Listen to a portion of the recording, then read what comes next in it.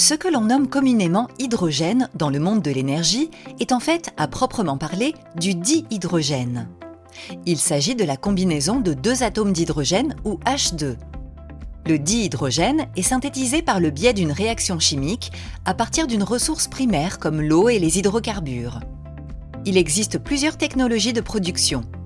Le réformage du gaz naturel à la vapeur d'eau ou le méthane, réagissant avec l'eau, produit un mélange contenant du CO2 et de l'hydrogène.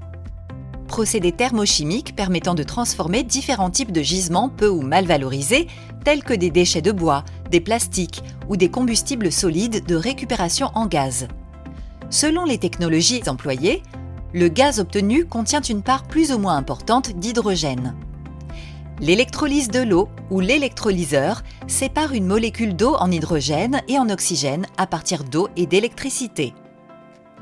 Cette dernière technologie permet de produire de l'hydrogène dit vert ou renouvelable si l'électricité utilisée pour l'électrolyse provient d'énergies renouvelables.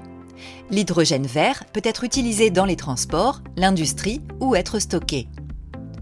Il vient ainsi contribuer à la transition énergétique des territoires en jouant un rôle majeur dans la décarbonation de ces usages.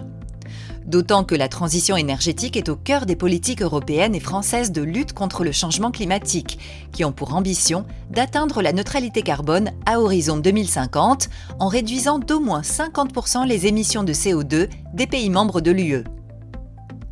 L'hydrogène vert viendra décarboner en priorité l'industrie et la mobilité terrestre, fluviale, maritime et ferroviaire.